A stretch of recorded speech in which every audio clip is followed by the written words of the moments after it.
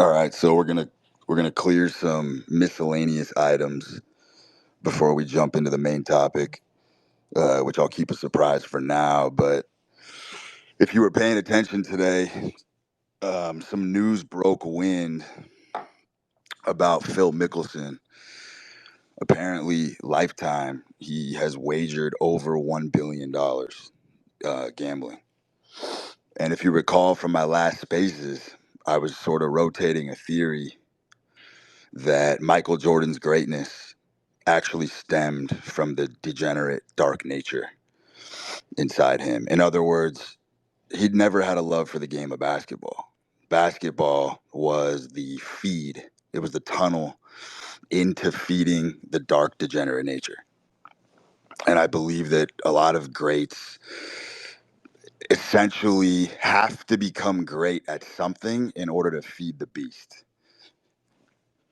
And it's an absolute must. Hold on one second.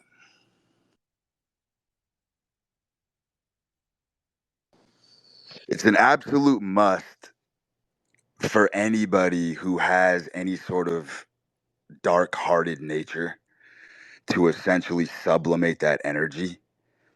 Um, I believe this is ubiquitous, by the way. There are plenty of great athletes, obviously, that are more on the paladin spectrum, more of that sort of white light, celestial light.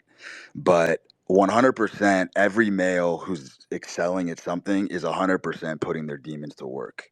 In other words, the demons are doing the heavy lifting for them rather than them trying to do an exorcism on the demons. If you do the exorcism on your demons, it's game over. It's 100% game over. Your demons have to work for you. And I believe this is a common denominator. And I think as we go through this culture and as we sift through it, you're going to find more and more stories. And my point is that for Phil Mickelson, I believe golf is the front. Do you understand where I'm going with this? I believe golf is simply the front to generate tons of money, power, an upward whirlwind. And then effectively what's happening is they're using that capital, status, and power to essentially awaken the beast within and fund a lot of what modern society would call degenerate activity, which I don't even want to call it degenerate, but it's a good descriptor for the case in point. So we see this happening over and over and again, okay? And then I was looking at that and I was looking at my own life path. And I wanted to, this is somewhat going to be a little bit of a biopic. I wanted to sort of dive into just my life choices, my life path, kind of give you a better understanding of how I have crafted the mindset that I have through some of the crucibles that I've been through. Some of you who are very familiar with my work will know that the last time I ever had a job was when I was 17. And the day that I got fired was the greatest day of my life. And I sabotaged it on purpose because I think I called my boss a faggot or something. And I knew that was the end. And when I walked off the job, I knew I had no more excuses. I knew it was just me and my wherewithal and whatever equipage that I had.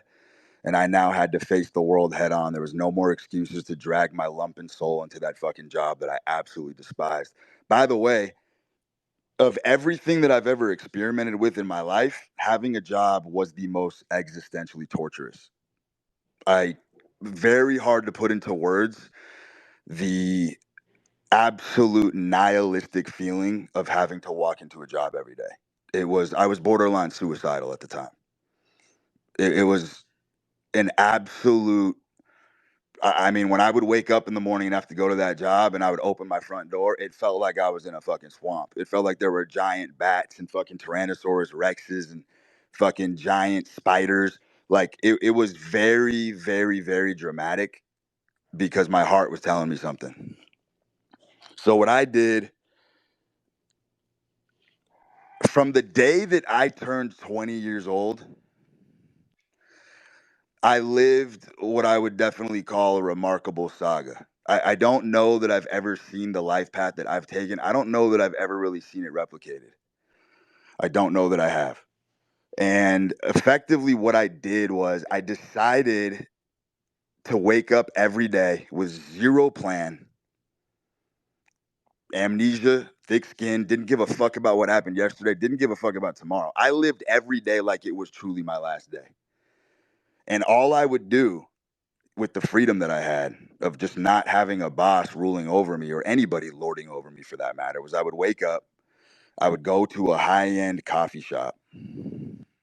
I would loiter there, get to know the staff, fuck around, be a little bit social, look at motherfuckers in the eyes. But essentially, effectively, I got myself some home turf right off the bat. And I did it in a nice area. I did it in a really fucking upscale area. And I would go to the coffee shop and then I would get bored and then go to the fucking gym. And that's where I started taking up Olympic lifting. And then I would practice my lifts. And then I'd leave the gym mid-afternoon and I'd head over to the library. And I'd fucking scan the library, pick up some fucking dusty tomes here and there, find any interesting topics that I would find, and I would just pluck a book off the shelf, fuck around with it, skim it, flip through it, read it, take a break, go for a walk in the sun, come back, read some more. Then I'd go to the gym for a 2 a day. And then I would go to dinner with a buddy of mine every night. Sometimes he would spot me because I had $0, zero income, zero job. Now, I managed to climb through my entire 20s from the day I turned 20 years old until the time I hit 30 without having a job or any steady income whatsoever. Cash flow was never interesting to me. Never had a desire to buckle down and build myself an instrument that could just bring in money every day. I literally woke up like a fucking predator every morning, and I just had to figure out how to make money through deals. So I was never a cash flow guy. I was a deal guy. Like I could go weeks basically starving and hobbled and really fucking worried about where I was going to get my next meal. And then I would just run into someone serendipitously and make a deal work out of thin air. So I was a yes man. Essentially, I accepted every invite. Anytime I was invited to a function, to an event, I'd say yes. I was just yes, yes, yes, yes, yes to everything. If someone asked me a question and I had no skill set, I'd say yes. And I would throw myself into the fire and figure it out along the fucking way and start solving problems. Didn't matter if I was unqualified. There was no task that I was unwilling to do as long as it was on my terms. As long as it was on my terms, I would throw myself in deep and headlong, and I would just go hard at it. My whole ethos at the time was just maximize entropy. I want to ramp up chaos as much as possible because I know at the apex of entropy is where all opportunity lies. That's a fact. So the more chaotic my life is, the more I'm roving, the more I'm roaming around, the more opportunities are 100% going to spindle. And then I sort of can cherry pick what I want to do from there. And this was a very, very topsy turvy, I want to call it anxious in the beginning. But over time, I eased into it and I became very comfortable waking up every morning with literally zero plan. Zero. The only structure of my life was the gym and my diet was A1. Now, one of the benefits of being a regular patron at a lot of the spots that I went to is sometimes I would be hungry and I would have $0 and I would have to roll up to a butcher or a restaurant, a steakhouse, whatever, and I would have to open a tab. So do you kind of see where I'm going? I was really, really exploratory with social dynamics and power games because I realized there were all sorts of rules that you could kind of bend. Like it's a very taboo thing to walk up to the owner of a restaurant and tell them, look, I need you to open a tab for me for a week. But they would do it. So I would get a lot of grace, and some of these places would open a tab for me, and I would eat fucking fine food and stay fueled. And then I would have to figure out where the fuck I'm going to get my next batch of cash from, and I'd end up settling with them at the end of the week. So it was a lot of stuff like that, a lot of juggling, a lot of shuffling shit around. But the epiphany that I had that was the most interesting was I was living sort of like a vagabond every day, but I was free. I was so free. I always had a good woman by me. I always had fucking friendships. I had this sort of local power in my community because I was a known face. I was out and about. I would get up in the morning at 5 a.m. and I would hit the road and I would start basically running the gauntlet. and frequenting pretty much the same spots every day. So I quickly became a very, very familiar face in my neighborhood. So everywhere I would go on the street, I was kind of like the mayor. Motherfuckers are shaking my hand. I'm getting dapped up. People are giving me hugs. I treated everybody extremely polite. So when you get in a mode like that, where you really don't have income, you don't have money, you don't know where your next check's coming from, you don't even know where your next meal is coming from, but you're kind of building this little power cycle because of the familiarity. And my whole motto was, look, I could go get a job right now, 100%. I could get a fucking good job. And what? I'll probably make 150K a year. But here's what I would do. I would take all the money that I would make off these little crafty little shindig side deals, and I would instantly fire them off into crazy degen bets. And I would pretty much do this every day. It didn't matter what I had in my pocket. I would pretty much empty my wallet every fucking day and fire off every dollar to my name into the abyss, knowing 98% of the time I was probably going to get clapped and lose. But I didn't give a fuck because I realized, look, every single day that I've gone broke, because I woke up every day in my 20s, especially in my early 20s, pretty much broke, flat broke. Anything that I had done or built the day before was gone. But I realized my life didn't change at all. That was the fascinating part. It was like, okay, I lost everything yesterday, but I'm still waking up. I still got a woman beside me. I'm still going to the same venues. I'm still going to figure it out. I know I can open a tab. I'm still going to get a great meal at the end of the day. I'm still living better than a motherfucker in the middle with a stable fucking white collar job making 150K a year. I'm more free than him. And here's the thing, these crazy bets that I'm doing every day, which were 100% degenerate and insane at the time, one of them's going to hit. And when one of them hits in this calendar year, I'm actually going to end up with more money than the middle motherfucker working the white collar gig. And that's what would happen. I would go on 3, 4, 5 month dry spells and then hit some absurd, statistically impossible parlay, and I'd make 250 G's.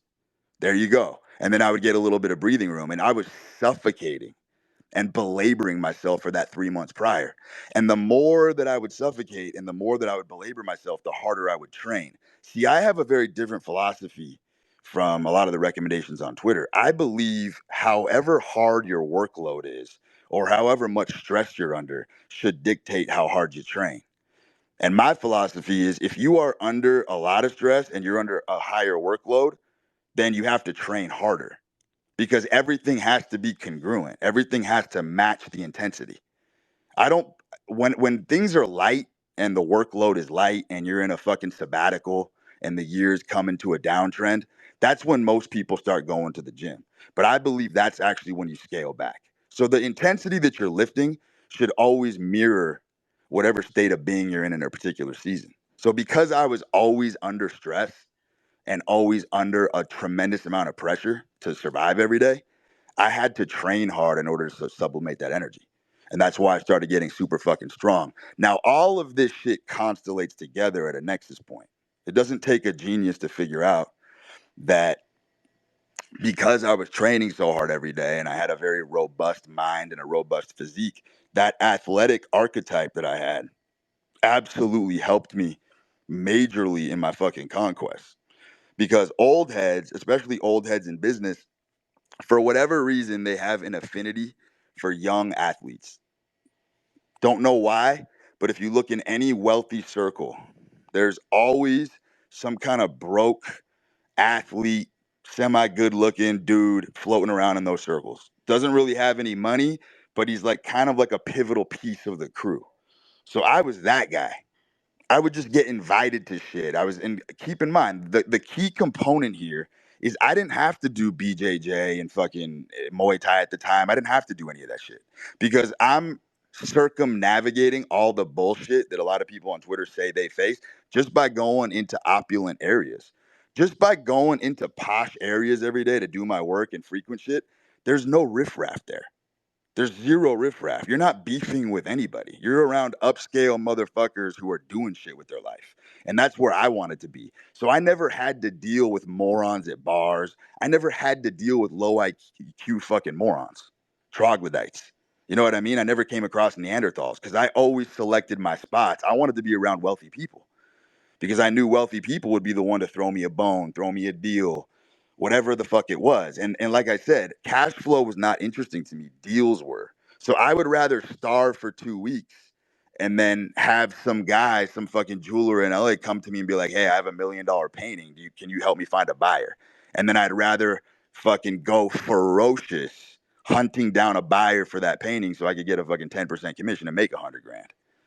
See where I'm going with this? So deals for me was the name of the game because I would either be broke or I would come into a massive windfall of money at once. But I lived every day like this. I had no plan whatsoever. I didn't give a fuck. I was willing to sacrifice my entire 20s for the life experience of maximizing entropy. The things that I would encounter on a daily basis, just in one 24-hour period, are more interesting than most people could tell you a single story in their entire life. Some of the shit that happened was so bizarre. The places that I would end up navigating to, the fucking houses, the bedrooms that I would find myself in just from fucking just roaming around like a fucking shark.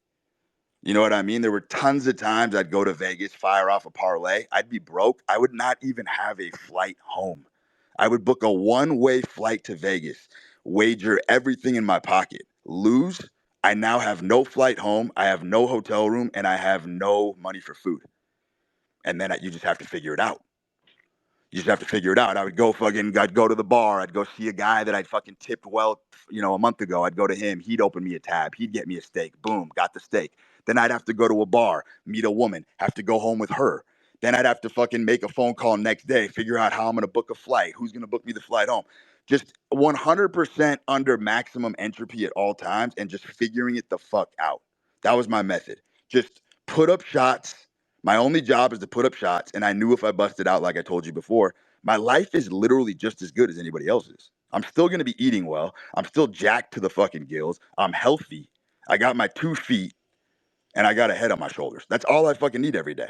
And I'm going to maximize opportunity and I'm going to go around and flutter around and I'm going to fucking just seek shit. I'm going to peek under every fucking rock and fucking clap its chicks.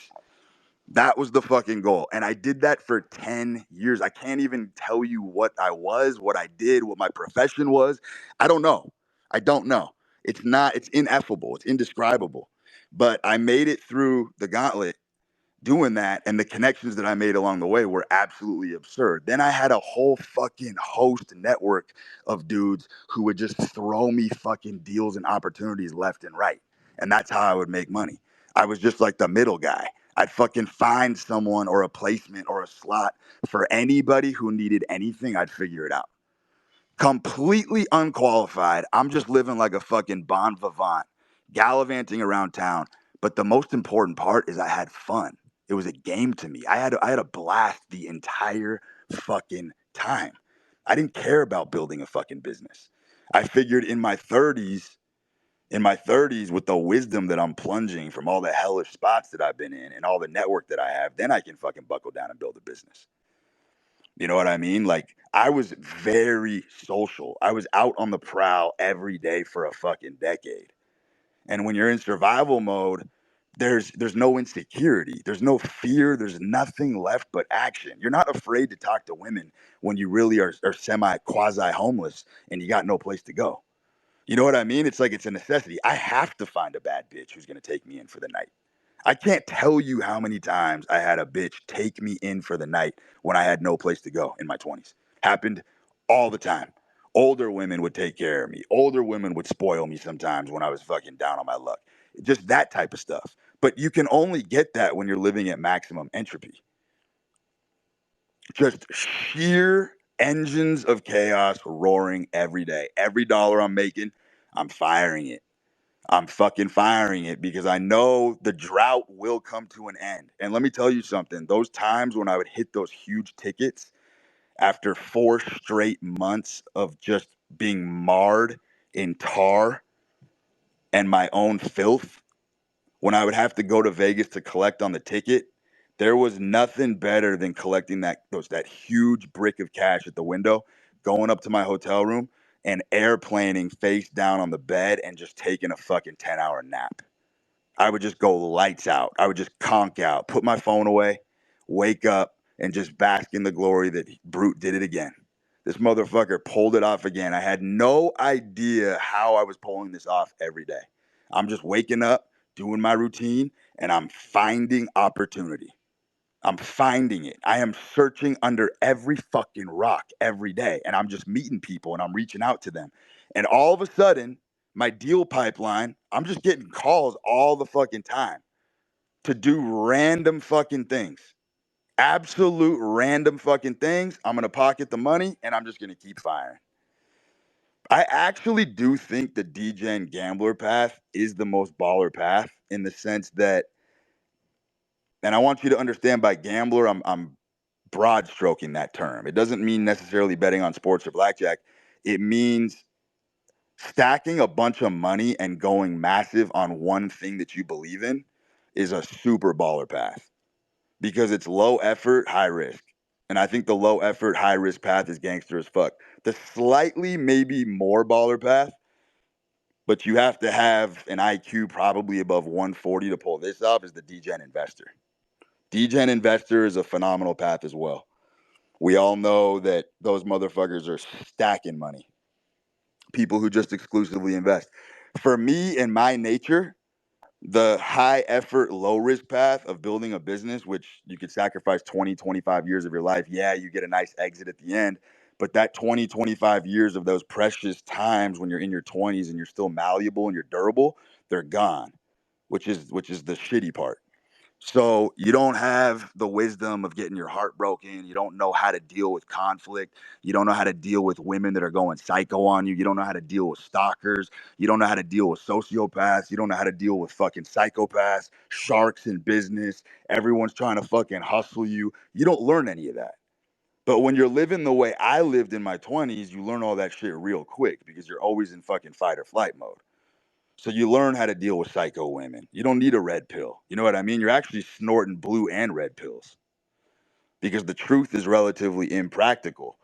And so when you're in this state of mind, you're constantly gassing yourself up, and you got to basically, the mindset every day is you got to tell yourself you're the handsomest, funniest, fastest, strongest, baddest motherfucker in the room.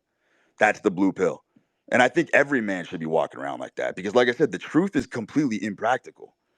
So you might as well walk around with that attitude.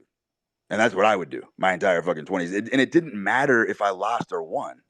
I was the same person every fucking day because I'm just having a good time. And so that's the beauty of that path. And that path is extremely, extremely bone crushingly intense. You know, you will have fucking tremors. You will experience basically the entire pantheon of emotions on a daily basis. So in one 24-hour period, you're effectively killing an entire life because you're cycling through on a gradient scale every possible emotion in the book. You know what I mean? You go from immense hope to immense despair. There's times when you don't even know how you're picking up your body and how you're continuing to drive yourself on because it just seems so hopeless. But you never know what you're capable of until you have to do something. And so the survival thing was phenomenal. And it just kind of goes back to my whole point about the whole dark hearted nature is what sort of drives all of these personality characteristics forward. It's true. That video that I did the other day about being fat, I thought that that was an incredible example because it is true. The billionaire, the conqueror, and the fat guy are all the same. They are literally the fucking same person because the billionaire has to become a billionaire. The fat guy has to eat. You know what I mean? The drug addict has to use drugs. They have to do that. And I don't even want to call those unfortunate conditions or even unfortunate afflictions because they're not. What it means is you have to overpower that compulsion so much to where it's actually minimized in comparison. You know what I mean? The Jordan example. Jordan built a multi fucking the guy's probably a billionaire empire specifically specifically so he could fucking fund his gambling addiction.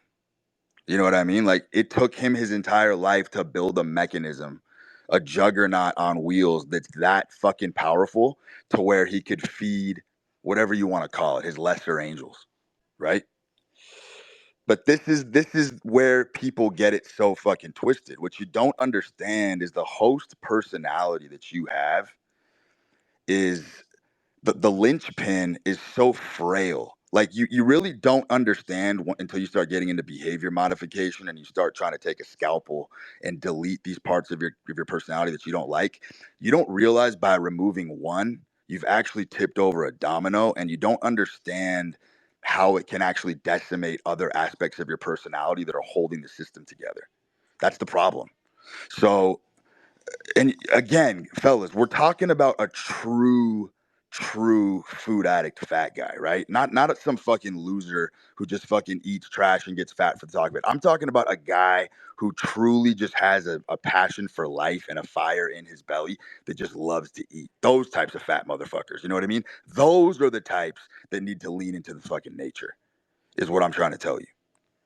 Because it does spurn an entire host of necessary defense mechanisms to pop into place. I used funny as the primary example, but these motherfuckers are also, they love to hold court in public space, right? If you've ever been at a dining table, look at the motherfucker who usually gets the most airtime at the helm of the table, or the guy who talks the most or has the limelight the entire time. It's usually the big fat guy. That guy loves to hold court. You know what I mean? But that defense mechanism is only possible because he's the big fat guy. And it's like when you start doing behavior modification and you start tearing things in yourself apart that you don't like, and you start denying that they exist, the entire system falls apart. And that is a hell of a lot scarier than doubling down on what God gave you. That's 100 times freakier, because you're going to lose your identity and you're going to be in a vast chasm, a vacuous chasm of emptiness, and you're never going to really know who you are. This is why I told you guys, the RX on Twitter, that every male is supposedly going to get more confidence and be a fucking indomitable, indubitable spirit if they fucking lift weights. That is a retarded, asinine concept. That makes zero sense. Some people's physiognomy literally does not match a jack body. You know what I mean? Like, some people are literally just not meant to be jacked. And if they were, they'd be very fucking uncomfortable in their skin. Very, very fucking uncomfortable. So that is not a one size fits all thing at all.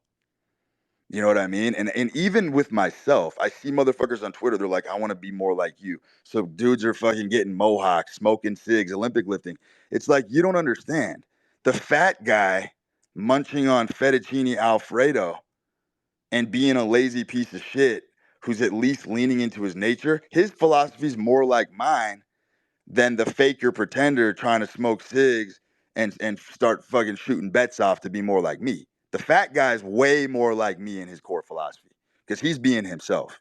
And that's all I've ever preached or ever implored anyone to do on this platform. Is I want people to get closer to their edge, and I want people to get closer to God, in the sense that I want you to be more of who you are supposed to be without making these little bizarre incisions in your personality. It makes zero sense to do that. I'm not joking. I've never seen somebody who had a severe, first of all, it's a very gay attitude to life. If your urges are so weak that you can actually control your urges, you have no passion for life whatsoever. Your urges to do things should be so strong that the fire inside you would literally burn you to the ground if you didn't indulge it. You know what I mean? Like, that's masculine. Your fire should be burning so hard that you have to displace it or it's going to nuke you off the face of the fucking earth. That's what it should be. So this bizarre pattern of guys going into abstinence. Abstinence is a joke. Abstinence is easy. Anybody can abstain from anything. It's way harder to lean deeper into the thing that you want to do and own it, and just own it, and figure out how to weave it into the greater tapestry and infrastructure of your soul, and keep rocking with it, keep walking up the mountain with it.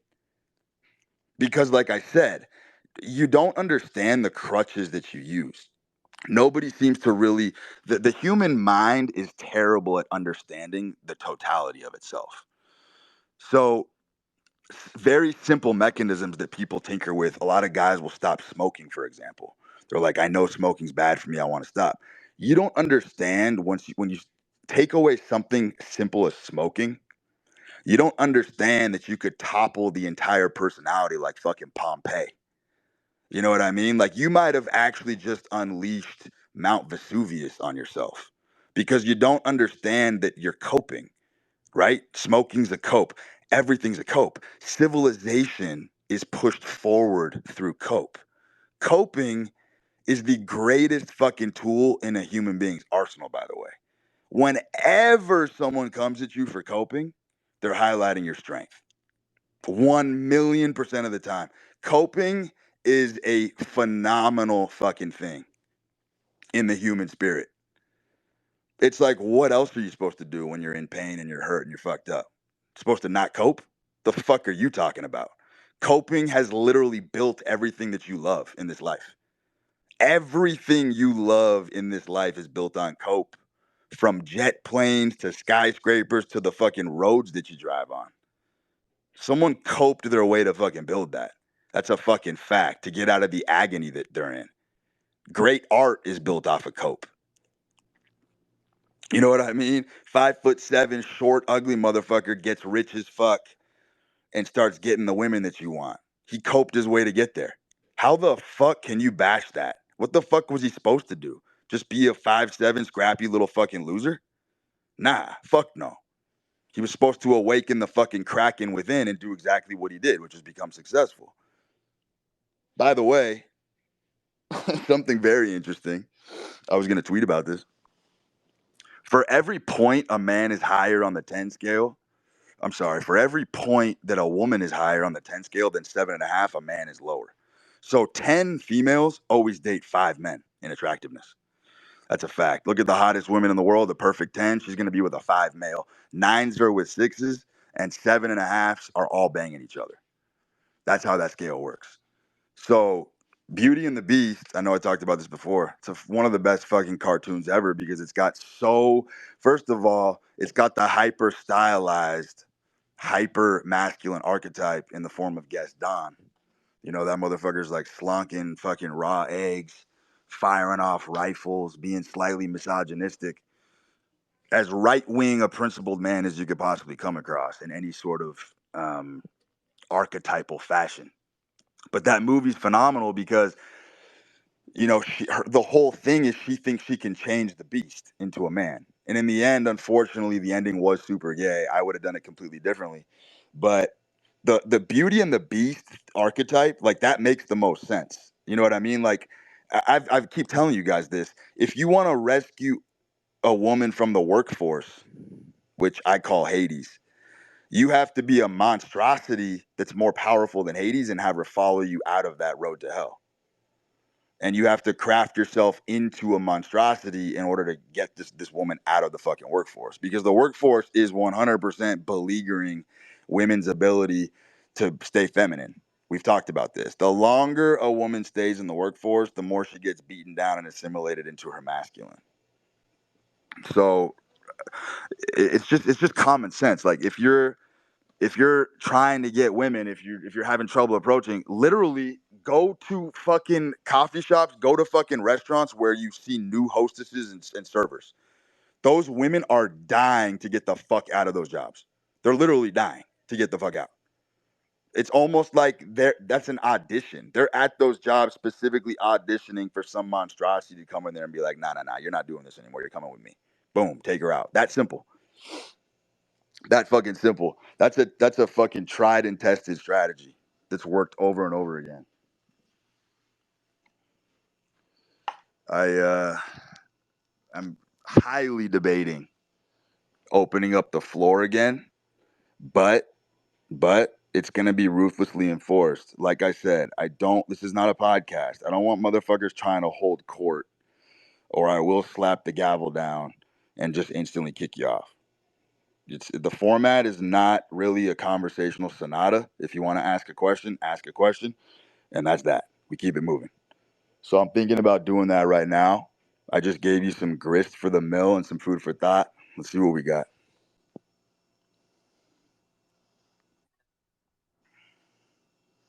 What's up, bro? What's up, buddy? Hey,